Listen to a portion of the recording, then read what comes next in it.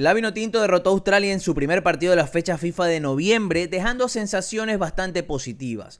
Obviamente vamos a hablar aquí un poco más en caliente. Después en otros videos haré un análisis un poco más profundo de cosas que me gustaron, o mejor dicho, profundizaré en detalles que me gustaron y que no me gustaron tanto.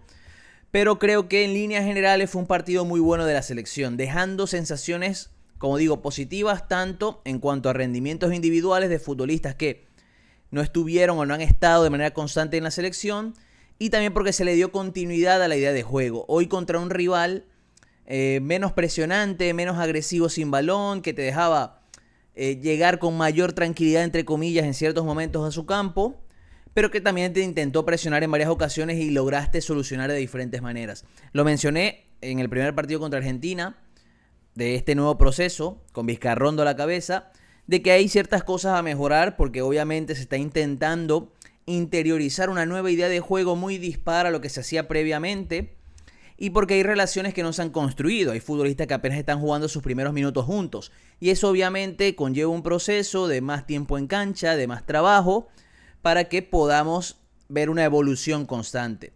A diferencia del partido contra Argentina, hoy nos enfrentamos a un rival que te dejaba tener más el balón y vimos cosas muy interesantes. Vámonos directamente a la cancha para hablar directamente de lo que vimos en el 11 titular. Hoy la Vinotinto mantuvo el 4-2-3-1 con detalles muy interesantes y diferentes a lo que vimos en el partido contra Argentina. Teo Quintero y Ferraresi como centrales, con Contreras de portero, dándole continuidad a ese triángulo que creo que por rendimiento, más allá de que Ferraresi y Teo Quintero no me gustaron tanto, puede ser una base estructural de la Vinotinto de cara al futuro, porque creo que son perfiles complementarios y además que encajan muy bien dentro de esta propuesta de juego que tiene ahora la selección. Ya veremos si con el seleccionador fijo se le dará continuidad. Ronald Hernández como lateral derecho, Luis Balbo como lateral izquierdo. Lastimosamente Balbo salió lesionado, pero a mi criterio los minutos que tuvo fueron muy interesantes. Son minutos que te demuestran que debes seguir apostando por él, porque creo que es un perfil de lateral que te puede sumar mucho, con su llegada, entendiéndose muy bien con Glaker, moviéndose muy bien, entendiendo los momentos en los que tenía que pasar por dentro, pasar por fuera. Así que creo que es un perfil que debe seguir teniendo minutos con la selección, que debe seguir teniendo continuidad, porque de aquí a un par de años, donde ya dé el salto del profesionalismo directamente, capaz si sea un futbolista muy importante para el futuro. En ese mediocampo con Cáceres, Dani Pereira y Telasco Segovia, un 4-2-3-1 diría yo bastante marcado, pero con balón, muchísima movilidad en el mediocampo, con Dani y Cáceres siendo esos dos futbolistas más de base de la jugada, con Telasco como un 10, pero como digo, con mucha libertad para pisar diferentes zonas. Voy a hablar de un movimiento que me pareció clave para entender el crecimiento paulatino de la selección en el partido. Glaker Mendoza y Echenique por las bandas. A diferencia del partido contra Argentina, vimos dos extremos bastante marcados, dos extremos de verdad. Naturalmente, o mejor dicho, contra Argentina, vimos a Tuti como ese extremo derecho, que en verdad era un falso extremo porque pasaba a jugar mucho por dentro, dejándole la banda lateral. En este caso vimos a dos extremos muy extremos. Y en punta Jesús Ramírez, que no había tenido minutos contra Argentina, que anotó el gol justamente, que ya lo vamos a ver, y que creo que hizo también un muy buen encuentro. Vamos a hablar de, más allá de hablar del 11, hablemos también de rendimientos individuales. Ya mencioné lo de Balbo, mencioné que no me gustó tanto ni Teo ni Ferraresi.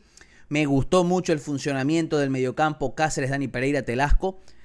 Se nota que son futbolistas que entienden el juego de una manera parecida, de juntarse con balón, de poder intercambiar diferentes alturas, porque son mediocampistas que saben ocupar diferentes alturas y se nota bastante. Telasco ha jugado de 5, ha jugado como interior, ha jugado de 10. Dani Pereira en el Austin juega en un doble pivote, pero en ocasiones se suelta o recibe más en la base. Cáceres también juega en un doble pivote, pero lo hemos visto jugar como 5 más posicional, como un interior más de soltura, como un interior de segunda altura. Y esa capacidad de entender diferentes roles y posiciones le da la posibilidad a los tres de combinarse muy bien. Había complementariedad en ese mediocampo.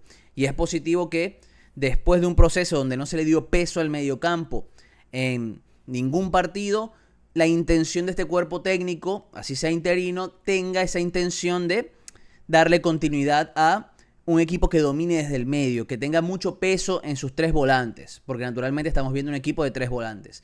Me gustó mucho Glaker Mendoza, con menos espacios para atacar que contra Argentina, porque hay que decir que Australia replegó bastante, Creo que en los primeros minutos, cuando tuvo ese par de oportunidades, como no conseguía recuperar el balón, no estaba presionando tanto, replegó bastante, le cerró espacios a Gleiker, pero cada vez que Gleiker podía recibir, encaraba y sacaba cosas. Me gustó mucho el partido de Balbo también cuando entró Milani, porque entendieron muy bien, a diferencia del partido contra Argentina, que lo hablé en ese video, cuándo pasar, cuándo atacar por dentro, cuándo quedarse un poco más atrás, dándole opciones a Gleiker de pase, múltiples opciones, y también sorprendiendo a esa línea de 5 que planteaba Australia, bastante cercana a su guardameta. A diferencia, Echenique sí fue un jugador más desequilibrante a la hora de recibir tanto al pie como al espacio. Sobre todo en la jugada del gol se ve muy bien cómo amenaza el espacio con sus movimientos. Creo que sí, estuvo mucho tiempo fijo en banda. Creo que es un futbolista, y lo vimos también, que se puede mover por dentro, y creo que esa libertad le puede dar la posibilidad de sumar más con balón.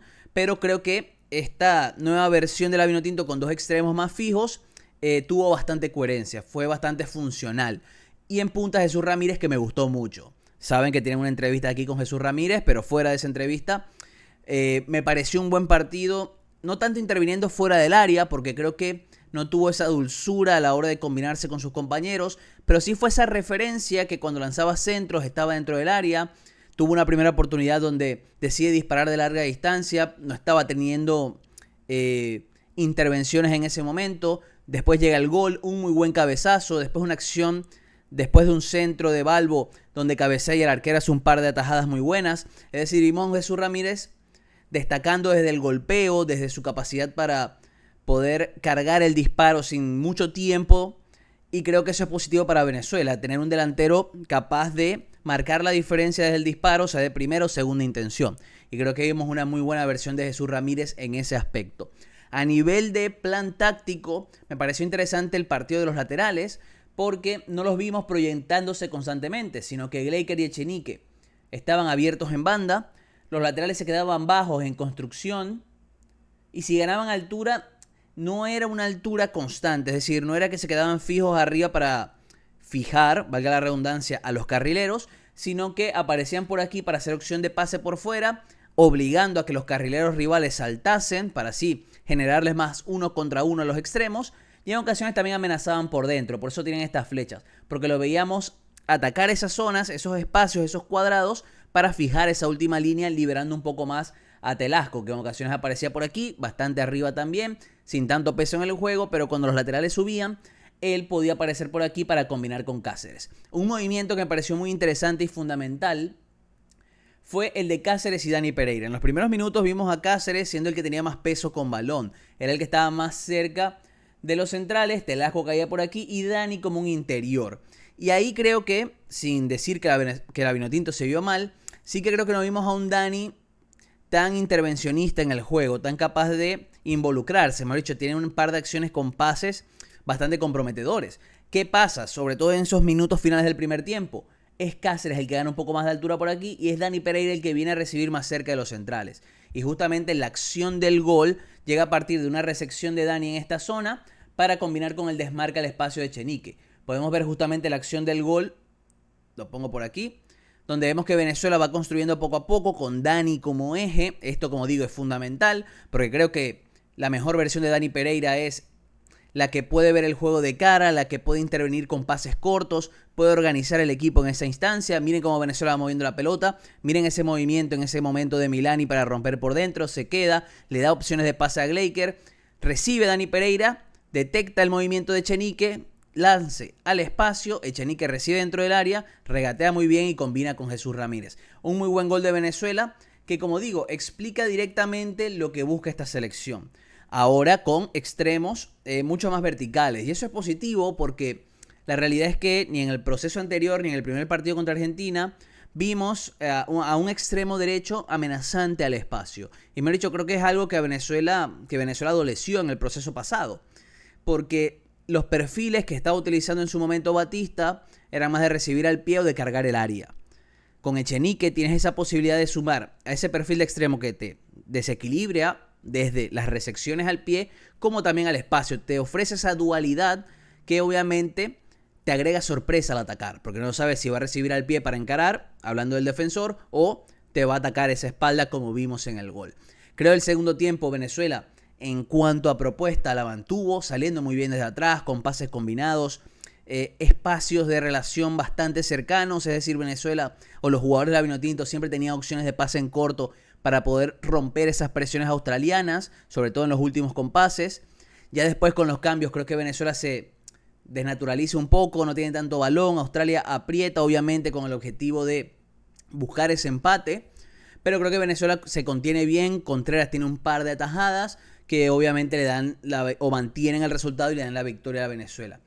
Pero como punto negativo, como digo siempre, hay que detalles a mejorar, nunca digo nada a mal, hay que ver las estadísticas. Venezuela tuvo 66% de posesión de balón, casi 700 pases, 698, contra 34% de posesión de Australia y 363 pases, casi la mitad de los que hizo Venezuela. ¿Qué ocurre? La cantidad de tiros fueron prácticamente los mismos, la cantidad de atajadas de los guardametas fueron prácticamente las mismas y las ocasiones claras fueron las mismas. ¿Qué ocurre? Yo creo que Venezuela, más allá de ese dominio con balón, de esa capacidad de romper la presión rival, le faltó esa finura en el último tramo para generar más oportunidades, para poder sentenciar el partido. Obviamente son matices a mejorar. Creo que obviamente también hay que hablar que el rival se cerró muy bien atrás, no tenías tantos espacios, había que abrirlo de otra manera. Sí que creo que faltó ese puntito diferencial para poder romper este partido, porque como digo, creo que Venezuela fue ampliamente superior y mereció ganar con cierta diferencia. Pero son detalles que obviamente se tienen que ir mejorando. Creo que se están sumando perfiles muy buenos de cara al futuro. No sé si este cuerpo técnico va a tener continuidad, no lo sé.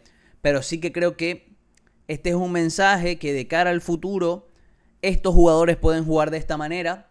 No podemos o no debemos encasillarnos en una intención de juego que capaz no los beneficia. Y que obviamente hay perfiles emergentes que le pueden dar mucho a la selección. Ya en otros análisis profundizaremos. Dale me gusta al video, suscríbete al canal y dale a la campanita para que no te pierdas ningún análisis de la Vinotinto. En un rato juega la Sub-17, también haremos video, haremos directo, porque aquí siempre se va a seguir a la Vinotinto.